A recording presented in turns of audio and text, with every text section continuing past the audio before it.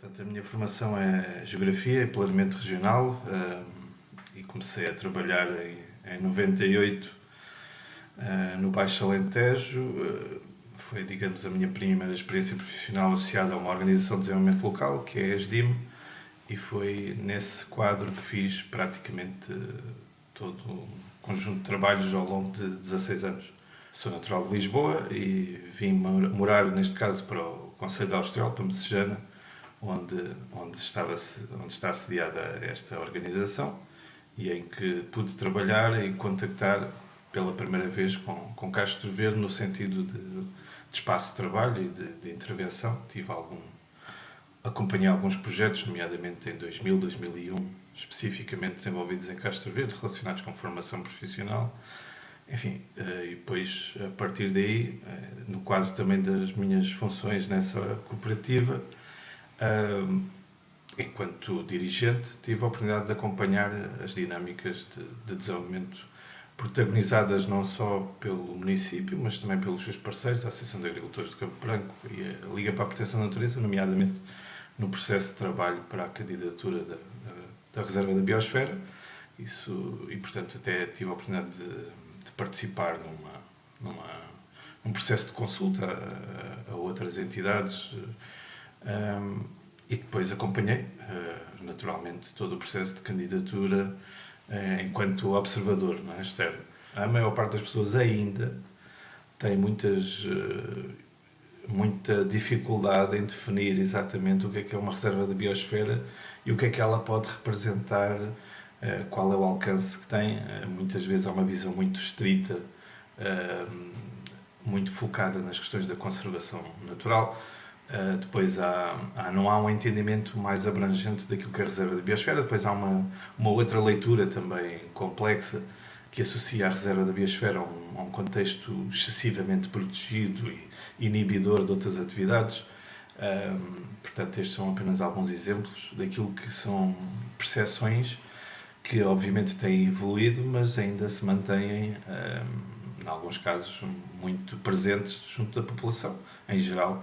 Obviamente que com o processo de trabalho que foi feito quer antes da candidatura, quer depois da classificação, ao nível do envolvimento de outros atores, nomeadamente com a constituição do Conselho Consultivo, o envolvimento de parceiros, associações locais, empresas, esse processo de descoberta e desmistificação do que é uma reserva de biosfera tem acontecido gradualmente e também, nomeadamente, junto dos mais novos, com o trabalho junto das escolas. Mas é ainda um caminho difícil porque é um conceito e é um estatuto que é desconhecido para a maior parte dos portugueses e, portanto, mesmo aqueles que residem num território que teve essa classificação. Não é? E, portanto, eu acho que há um caminho ainda grande que temos que fazer de levar as pessoas a perceberem melhor o alcance abrangente, multifacetado daquilo que é a reserva da biosfera, não só do ponto de vista das condições para a sua classificação e também daquilo que são os seus objetivos. Não é? E, portanto, esse é um caminho que estamos a fazer, naturalmente. Eu acho que o que facilitou este trabalho e esse envolvimento foi, de facto, todo o histórico desde meados dos anos 90, com o trabalho do plano zonal e, digamos, toda essa dimensão de envolvimento que leva a que, a partir também da definição de uma zona especial de proteção, de uma zona de proteção especial, e relacionada com a avifauna e com o trabalho que foi preciso fazer com os agricultores para perceberem o valor que estava em causa e a importância de preservar. E a partir daí, de facto, com as medidas agroambientais, com todo o conjunto de ações e de trabalho diário que foi desenvolvido entre a Liga para a Proteção da Natureza através dos seus projetos centrados no Vale Gonçalinho, com a Associação de Agricultores, creio que se criaram as bases para haver um maior envolvimento efetivo que não é necessariamente unânime, queria também sublinhar isso, mas é um envolvimento efetivo de muitos agricultores no dia-a-dia, reconhecendo a importância desse trabalho optar por práticas agrícolas sustentáveis que sejam compatíveis com a preservação da biodiversidade. E, portanto, eu acho que esse é um caminho que se faz com muito tempo. E esse tempo existiu, não é? Estamos a falar de um horizonte que começou em 1995, grosso modo, e que... 95 é o plano zonal, não é? Exatamente, e que de alguma forma vai coincidir com a classificação em 2017, não é? Portanto, estamos a falar de muito tempo que levou a que isto efetivamente tivesse, digamos, matéria para ou seja, o trabalho não foi feito de um dia para o outro, e esse esforço conjunto, que obviamente também depende em grande medida de uma liderança bastante esclarecida e bastante atenta àquilo que são os desafios do presente e do futuro, nomeadamente a Associação de Agricultores do Campo Branco, não é?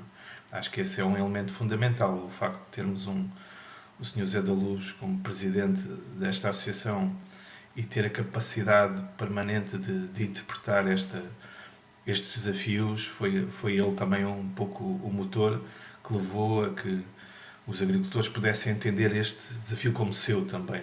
Eu acho que esse é um fator-chave. Tem sido, da parte da Associação de Agricultores, digamos, da Associação de Agricultores, tem sido o garante deste contínuo envolvimento, desta permanente disponibilidade para não, apesar da evolução um pouco irregular, nomeadamente dos apoios das agroambientais, do Plano Zonal. Portanto, houve aqui uma evolução que não foi linear nem sempre satisfatória para os interesses dos agricultores. No entanto, apesar de tudo isso, essa liderança, foi nesses momentos, acho eu, que até se tornou mais evidente a importância de uma liderança esclarecida e empenhada com o processo. Nós estamos a falar de um território muito, muito particular ao nível das características, não é? E quando pensamos naquilo que são as alternativas para esta atividade agrícola e agropecuária, de facto estamos a falar de solos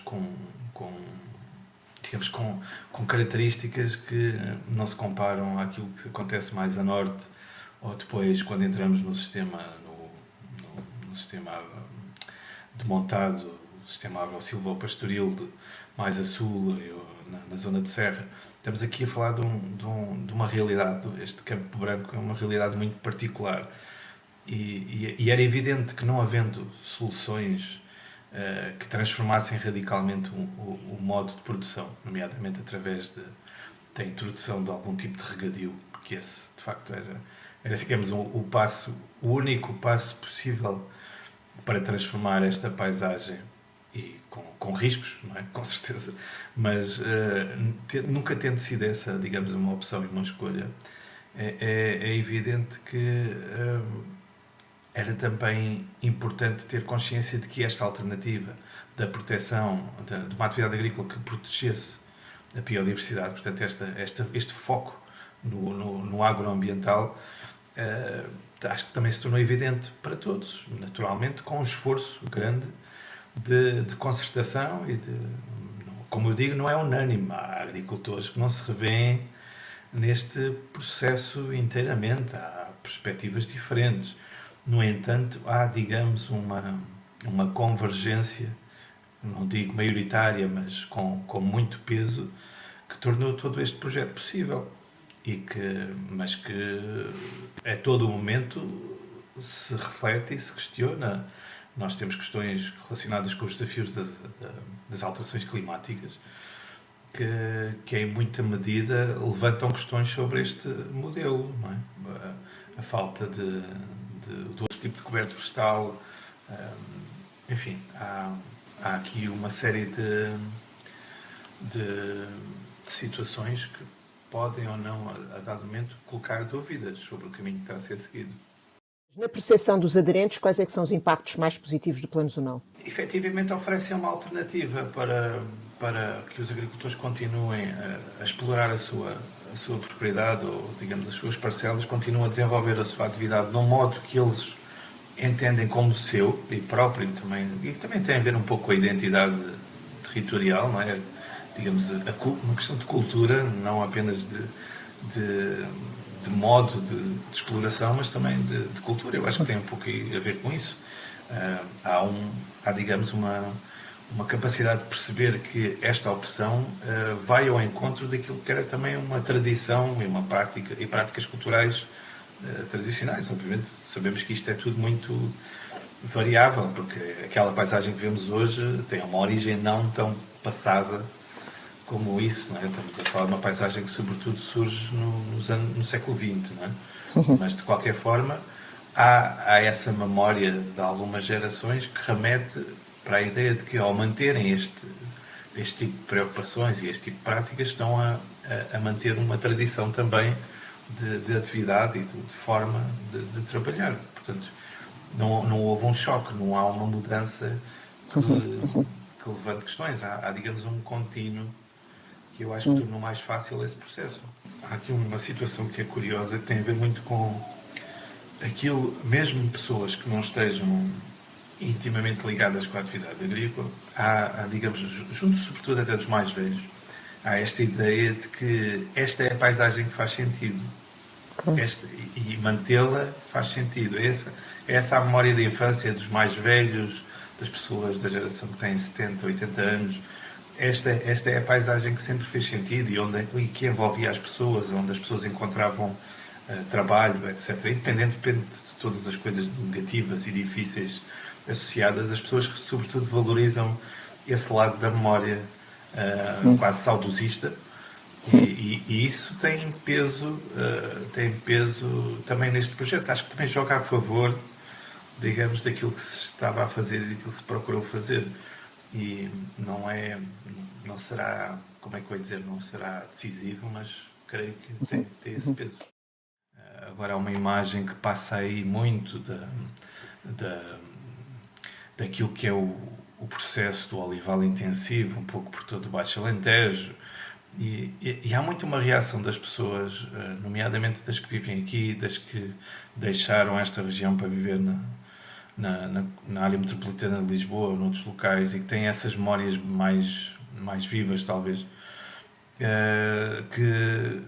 de que há uma transformação desagradável da paisagem. Eu não estou a pôr isso em causa, possa existir, mas há muito aquele imaginário romântico da seara, da planície com uma baixa densidade arbórea e a ideia do celeiro, da produção do cereal, da pastagem, como uma imagem que importa preservar. E isso transmite-se em muitos momentos. E aqui, nos trabalhos que fazemos e em algum contacto que temos com os mais velhos, digo eu, sublinho sobretudo os mais velhos que já voltaram ou que sempre viveram aqui, há um pouco esse imaginário também. E esse imaginário acho que concorre positivamente para uma maior aceitação da comunidade deste tipo de opções que se foram tomando ao longo das últimas décadas. Não necessariamente de forma consciente, mas creio que ajuda a que este processo seja mais facilmente entendido pelas pessoas. O que se tem feito com as escolas é diferente. É um processo de tentar explicar a importância da biodiversidade, a importância da sustentabilidade na atividade agrícola, não tanto para manter a paisagem, mas para manter valores naturais e depois, obviamente, tentando também desmontar e desligar isto exclusivamente do entendimento natural para a componente cultural e material e, portanto, é um pouco fazer essa tal desmistificação e desmontagem e explicação de que a Reserva da Biosfera é um todo, e que importa, digamos, ter em conta que a Reserva da Biosfera não é uma parte, não é apenas o reservar ou proteger a avifauna ou outro tipo de coisa, é de facto um conjunto muito, muito diversificado de valores, não é? O tal ecossistema humano, a expressão ecossistema humano, chegar de alto valor, não é uma expressão fácil de traduzir para a comunidade, não é? É uma palavra muito bonita, mas quer dizer, não chegamos ao pé das pessoas e dizemos isto é um ecossistema humano de alto valor. As pessoas desejam que seja traduzido e, portanto, é esse trabalho que se tem começado a fazer e eu acho que é um dos elementos mais positivos dos nossos últimos 3 anos, tem sido na escola, esse trabalho na escola. E eu creio que temos conseguido, e acho que é de facto, é por aí que importa, obviamente sem descurar depois todo o resto da comunidade, não é? Mas acho que esse trabalho tem sido bem explicado, perceber que o cante, a tradição da viola campaniça, a tradição de artes e ofícios que existem ou que importa recuperar, fazem também parte deste universo da reserva da biosfera, como faz parte da gastronomia, enfim, tudo isto importa fazer esse trabalho, é isso que temos feito. Agora há muito uma leitura muito restrita à componente natural e à componente da paisagem, não, digamos, é também paisagem humana porque é transformada por nós, mas digamos a ideia de que é no campo que a reserva da biosfera está, não, a reserva da biosfera está nas aldeias, está na vila, nas vilas, está dentro da vida das pessoas. E é um pouco isso que nos ajudará a tirar a parte negativa da palavra reserva, porque essa parte existe. Ainda me lembro em vários momentos de conversas informais com pessoas dizerem esta reserva da biosfera vão nos condicionar, vão limitar aquilo que a gente pode fazer aqui. Não, isto é um desafio, não é reserva como reserva natural ou outro tipo de zona, digamos, fechada. Não, há uma limitação, mas há uma ideia de proteção e de valorização. E é um bocadinho este também o lado que temos que ir trabalhando com as pessoas. É isso que temos procurado fazer. Como é que foi então depois recebida a notícia da classificação como reserva? Foi, digamos, né, isto em junho de 2017, obviamente que foi digamos, uma satisfação, não digo... porque há uma dimensão que é o reconhecimento internacional, que a todos deixa vaidosos, não é? Há o orgulho de ver um reconhecimento internacional de um território que nos diz algo e, portanto, eu creio que nesse aspecto a maioria das pessoas entenderam este aspecto como muito positivo, mesmo sem perceberem totalmente ou integralmente o que é que ele representava, mas o reconhecimento internacional por uma organização que, apesar de não ser, digamos, falada por todos em permanência, que é a Unesco, tem um valor internacional e, portanto, todos nós conhecemos pelo menos algum património reconhecido pela Unesco em Portugal e temos essa memória e, portanto, por mais ou menos que contactemos com estas questões, creio que na maioria da população houve um acolhimento positivo desse reconhecimento. Depois há as dúvidas e alguns receios, mas que não se manifestam de forma muito clara nem muito aberta. Portanto, eu posso falar a partir de outubro de 2017, que foi quando assumi estas funções e, obviamente, assumimos a importância desta função até na definição das nossas responsabilidades. Portanto, criámos um pelouro, que é a Reserva da Biosfera de Castro Verde, do qual eu sou responsável.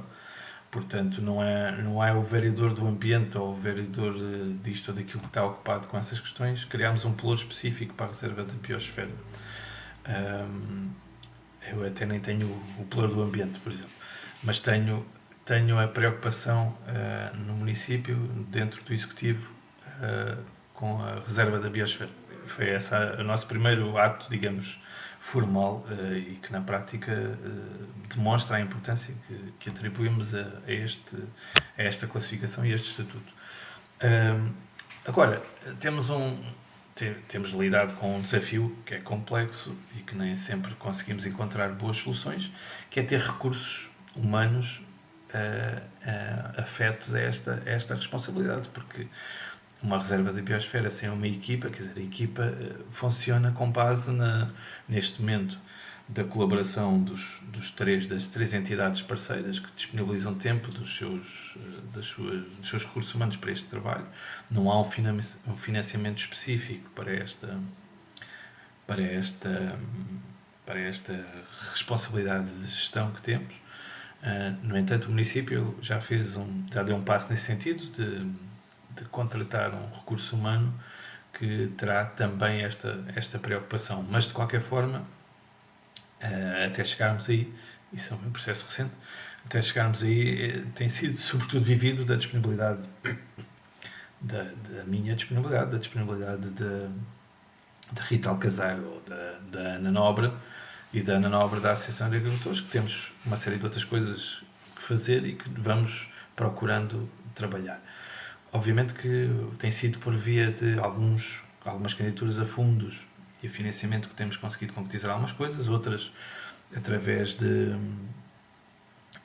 digamos, dos nossos recursos próprios, temos procurado dar, digamos, dimensão e ação a algumas coisas, também por via também de projetos próprios, por exemplo, do agrupamento de escolas, em parceria nomeadamente com a Associação de Agricultores ou com a própria LPN. Temos, através das ações no quadro da educação, temos integrado a questão da reserva da biosfera de maneiras diferentes ao longo destes anos letivos.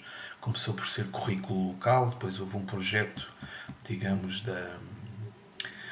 um projeto experimental no âmbito da promoção do sucesso escolar, promovido pelo agrupamento, que incluiu, digamos, uma atividade específica com os quartos anos do primeiro ciclo. A seguir incluímos, já este ano letivo, nas atividades de enriquecimento curricular, um conteúdo específico. Há uma AEC, uma atividade de enriquecimento curricular que é a Biosfera de Castro Verde. Enfim, temos procurado, em vários contextos, dar alguns passos nesse sentido. Ao nível da comunicação, ao nível da promoção, digamos, promoção turística / promoção da reserva da biosfera, temos feito algum investimento. E depois, obviamente, na concretização do nosso plano de ação, temos um conjunto de ações que de alguma forma já eram recorrentes daquilo que é o plano de atividades de cada uma das entidades, e de outras que, não fazendo parte da parceria de gestão, também concorrem para este plano. Criámos o Conselho Consultivo, que reúne um conjunto de entidades do Conselho e não só, de âmbito regional também, e estamos a desenvolver esse conjunto de atividades, de maneira a que possamos, de facto, conseguir concretizar, digamos, esse plano de ação, que é bastante ambicioso, devo dizer, mas que é ao mesmo tempo a nossa responsabilidade. Portanto, eu acho que a principal dificuldade com que temos lidado é essa, é não podermos estruturar um plano, digamos, que tenha uma equipa em permanência a assumir a sua concretização e a sua gestão. Mas estamos a trabalhar para isso e acredito que teremos uma equipa de gestão dedicada muito em breve a este objetivo e que facilite todo este processo, ou seja, o meu envolvimento, o envolvimento de alguém da Liga ou da Associação de Agricultores será sempre importante, mas temos que ter alguém que assuma no dia-a-dia esta responsabilidade de gestão. Se nós tivermos uma capacidade de operacionalização no terreno que consiga alimentar então esse conjunto de atividades, porque elas estão previstas, estão integradas num plano de ação, estão devidamente detalhadas, e creio que é um plano de ação que foi muito bem construído na altura da candidatura e, portanto, quem o fez está de parabéns, porque é de facto muito ambicioso e bastante detalhado. E nesse sentido, o que eu acredito é que precisamos ter recursos que de forma permanente assegurem a monitorização, a concretização e, digamos, a implementação daquelas ações e, obviamente, até agarrando novos desafios e integrando-os neste processo. É essa, digamos, o passo que se calhar nos falta dar, mas para isso precisamos de condições, não é? De recursos.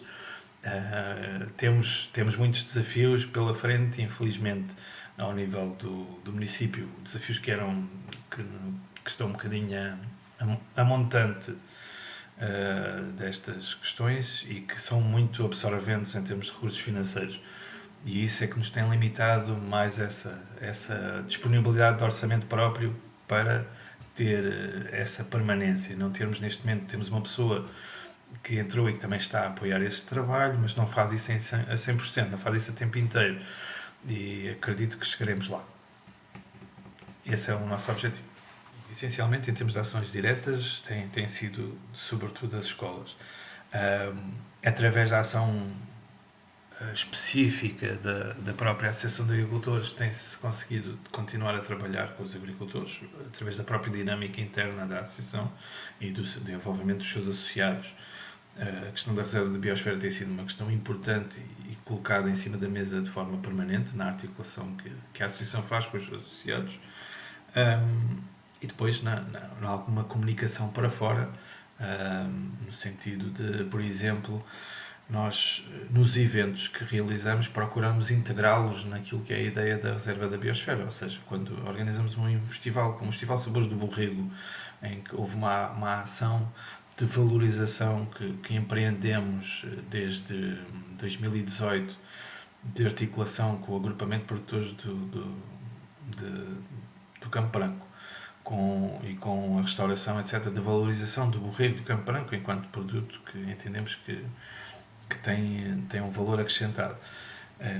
Entendemos que toda esta ação, e comunicamos isso de forma clara, que toda esta ação está integrada naquilo que é a reserva da biosfera, ou seja, a valorização dos produtos endógenos, a valorização dos recursos que nos diferenciam, e, portanto, toda a ação de promoção da comercialização tem o selo da reserva da biosfera, toda a ação relacionada com o festival é comunicado associando à reserva da biosfera e, portanto, tal como outras iniciativas, por exemplo, por altura da Feira de Castro, que é também um outro elemento de definição matricial de Castro Verde, da sua história, que é a Feira de Castro, feira com 400 anos. Procurámos, nesse quadro, valorizar a Feira de Castro como um elemento importante da reserva da biosfera de Castro Verde. Ou seja, a comunicação que fizemos, o investimento que fizemos em comunicação foi nesse sentido. Portanto, tem havido uma estratégia que serve para dentro e para fora, de integrar um conjunto de iniciativas e de ações naquilo que é a ideia geral da reserva da biosfera, para que as pessoas percebam que este é um todo e não apenas uma parte. E portanto, é essa visão integrada, essa comunicação integrada temos procurado fazê-lo. Vou dar um exemplo que é muito pouco... Pronto, é um pormenor que nem nasce da nossa... O próprio Futebol Clube Castrense, quando esta atual direção tomou posse e começaram a fazer uma aposta na formação, quis colocar nas camisolas e nos fatos de treino dos miúdos dos vários escalões de formação o símbolo da reserva da biosfera de Castro Verde. Ou seja, isso é um elemento interessante, tal como outras associações desportivas, nomeadamente ligadas ao ciclismo, têm procurado fazer.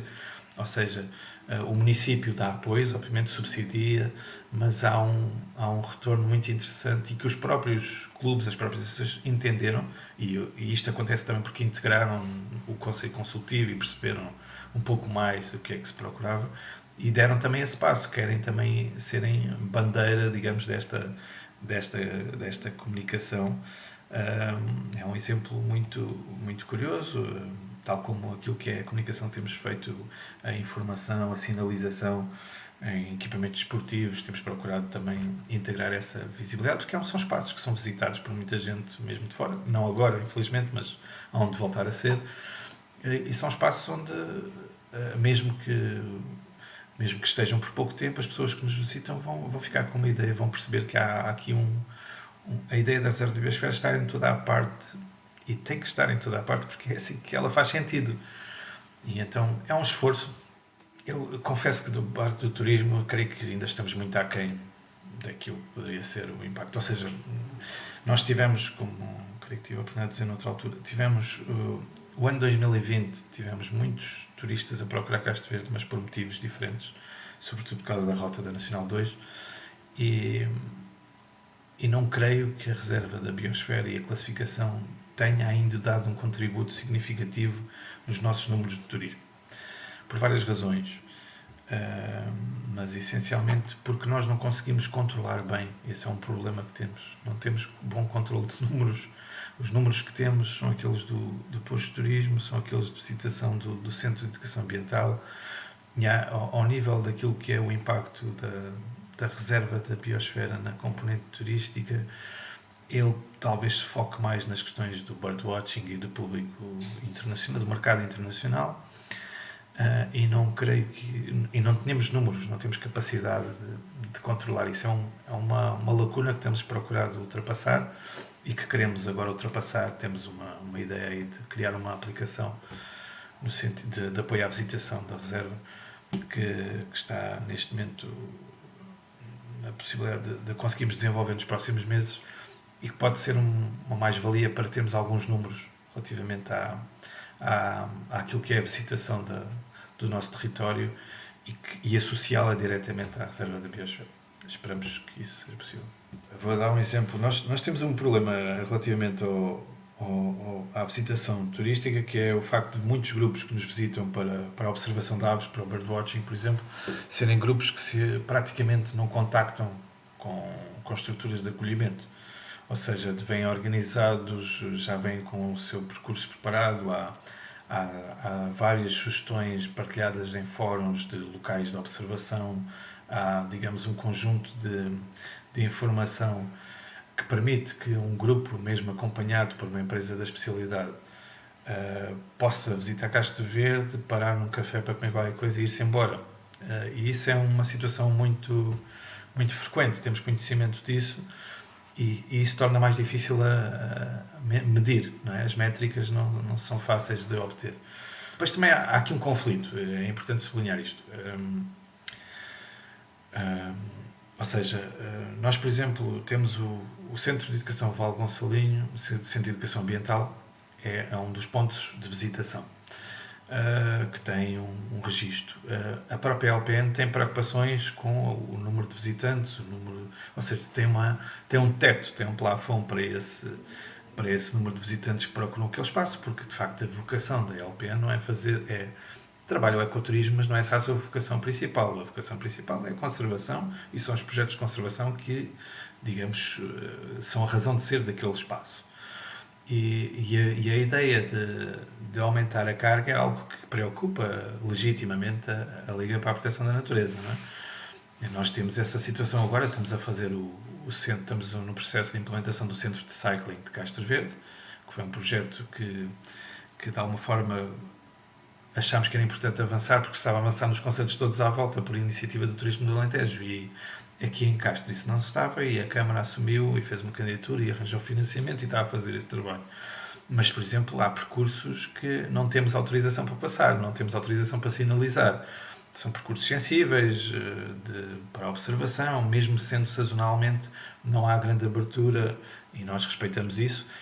Ou seja, temos sempre aqui um conflito também permanente entre aquilo que é o desejo de tirar partido deste recurso para aumentar a visitação, com a vontade de proteger e de acautelar e preservar o que temos. Porque, enfim, esse é um conflito que vamos gerindo um pouco a pouco, mas que torna mais difícil outro tipo de expectativas relativamente ao aumento do número de visitantes.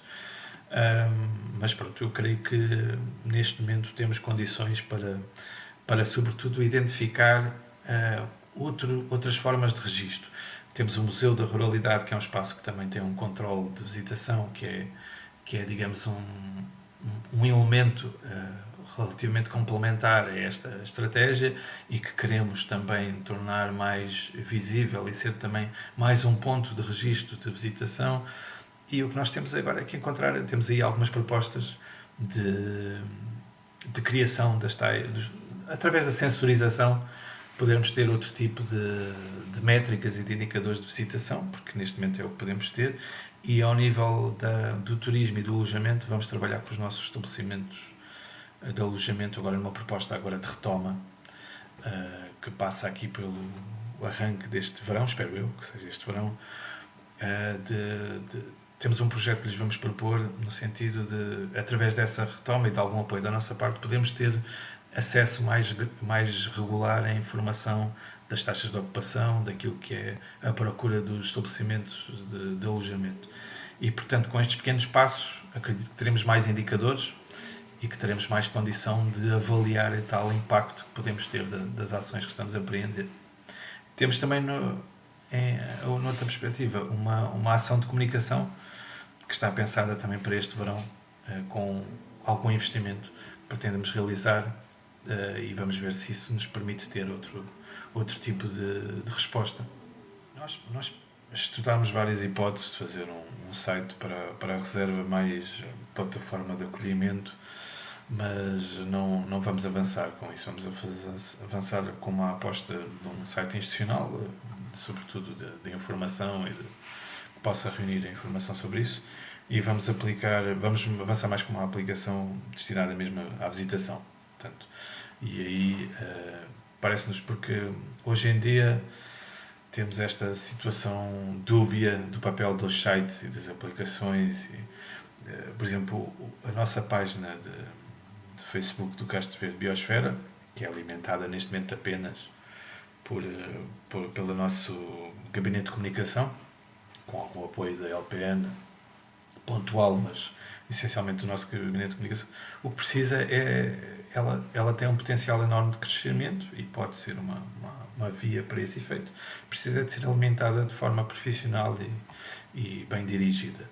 Mais do que criarmos um site muito bonito para a reserva da biosfera, precisamos de uma solução que de facto ofereça essa tal plataforma de acolhimento. E parece-nos que a forma da aplicação pode ser mais interessante e pode ter outras vantagens. E, portanto, muito provavelmente vamos simplesmente criar uma página simples, uma espécie de landing page da reserva de biosfera, que terá, digamos, a informação institucional e informação digamos, ponto de partida, não tanto orientada para ser digamos, uma página de apoio à visitação. Portanto, será também um repositório de informação, naturalmente, como a própria página do município já tem, e que terá um pouco esse enquadramento institucional. Ou seja, a página Reserva da Biosfera será alojada no servidor do município com informação que poderá ser depois crescente, mais como repositório do que propriamente como instrumento de comunicação. Não queremos ter a ambição de ter uma plataforma de apoio ao acolhimento do turista e do visitante e lá ter tudo o resto. Portanto, tem que ser coisas mais ou menos segmentadas e nesse sentido, até porque depois isto não é só uma questão económica, se bem que ela é importante, não é? Recolhemos orçamentos para fazer plataformas, etc. E depois ficámos a pensar, quer dizer, nós vamos aqui apostar numa coisa que depois depende muito para o seu sucesso de uma alimentação profissional, de uma capacidade de gestão diária profissional e com impactos que se calhar vão ser reduzidos. E então decidimos focar-nos mais numa solução de apoio à visitação por via da lógica da app móvel, que pode ser descarregada no momento em que a pessoa visita, mesmo pensada para o turista e para quem visita Castro Verde. E, por outro lado, termos uma solução de informação e que reúne a informação sobre a reserva da biosfera, que pode ser visitada em qualquer ponto, mas que, digamos, não tem um enfoque no acolhimento, no apoio ao acolhimento. É uma abordagem mais informativa e que como repositório de informação sobre Castro Verde e sobre a reserva, quer do ponto de vista do estudo, do aprofundamento da informação. A reserva da biosfera, para mim, enquanto vereador, representa um desafio muito complexo naquilo que é a concretização das ambições que eu próprio defini para este território, para este estatuto, porque é complexo, porque sinto que ainda não temos os recursos necessários para o concretizar, mas ao mesmo tempo é também complexo porque é a partir de atingir esse desafio, de concretizar esses objetivos, que acredito que podemos ter algum efeito transformador em várias dimensões aqui no Conselho. E, portanto, acho que digamos, é o veículo sobre o qual nós podemos efetivamente agir com mais capacidade transformadora no desenho socioeconómico deste território. Enquanto cidadão, é de facto representa um orgulho e uma satisfação especial que, para ser continuado e alimentado, precisa muito também da nossa ação, da ação de cada um de nós. Obviamente o município em primeiro lugar, mas enquanto cidadão acho que todos nós que vivemos em Castro Verde e que fazemos de Castro Verde a nossa casa, teremos que ter uma atitude mais ativa e mais dinâmica no alimentar deste orgulho que creio que todos sentiremos por este estatuto. Mas é também um espaço onde se conciliam os desafios que a sustentabilidade nos convoca, as populações locais, as comunidades? Sim, e é um espaço que eu acho que suscita esse debate, porque eu não tenho uma visão dogmática sobre a reserva da biosfera. Acho que, acho que a reserva da biosfera nos deve interpelar também a pensarmos efetivamente naquilo que foi necessário fazer para chegar aqui, mas naquilo que será necessário de fazer diferente para continuarmos a ter este reconhecimento de sustentabilidade. Se calhar há caminhos que vão ter que ser diferentes daqui para a frente. Não, a mantermos os mesmos caminhos pode não ser suficiente ou pode ser até errado. E acredito que os caminhos do futuro vão interpelar de nós outro tipo de inputs, outro tipo de abordagens que não estamos a valorizar ainda devidamente.